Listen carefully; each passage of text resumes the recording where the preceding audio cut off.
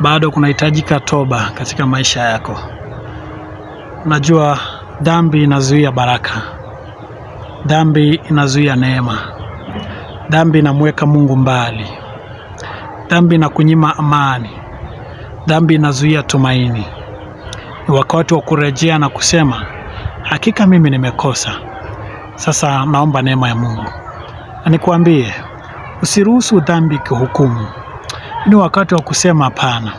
Biblia imesema mwenye haki ataanguka mara 7 lakini atainuka tena. Kwa hiyo unaikemea dhambi kwa kuiambia, bado mimi nitaamka. Wakati mwingine ukitenda dhambi, unakosa tumaini, unakosa nguvu ya ibada. Unaona bora tu nikae nyumbani, mimi namkufuru tu Mungu, mimi namkosea tu Mungu. Lakini ngoja nikwambie, ni shetani anayekufanya hivyo. Ni vizuri ukaamka ukaanza upya. Ni vizuri kwa sababu ukikaa hivyo, kumbuka ndio nafasi umempa shetani na atakutawala. Dhambi inakupeleka kuzimu wala sio kwa Mungu. Ni vizuri ukafanya maamuzi ambayo yataleta baraka, maamuzi yatakayoleta amani katika maisha yako kwa kutubu na kumrejea Mungu. Yeye Mungu ni wa rehema, ni wa amani, ni wa tumaini. Hahesabu yaliyopita. Akisha kusamea, ukiomba msamaha na kusamea na sahau. Usiache vipawa vyako kwa sababu ya dhambi. Usiache nini?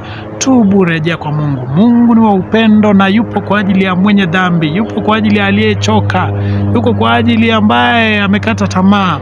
Mungu yupo kwa ajili yako. Hivyo usipoteze tumaini, nafasi bado ipo. Kitabu cha Matendo ya Mitume 3:19 anasema, tubuni basi mrejee, ili dhambi zenu zipate kufutwa, zipate kuja nyakati za kuburudishwa kwa kuwepo kwake Bwana. Nyakati za kuburudishwa ipo. Usichoke, ni kutubu tu, urejee kwa Mungu, alafu hizo nyakati zikufuate za baraka. Unapokaa nje ya toba, tayari mlango unafungwa, tayari nafasi inazuiliwa, tayari tumaini linapotea. Huu ni wakati wa kurejea kwa Mungu, maana Mungu anakupenda. Chukua hatua.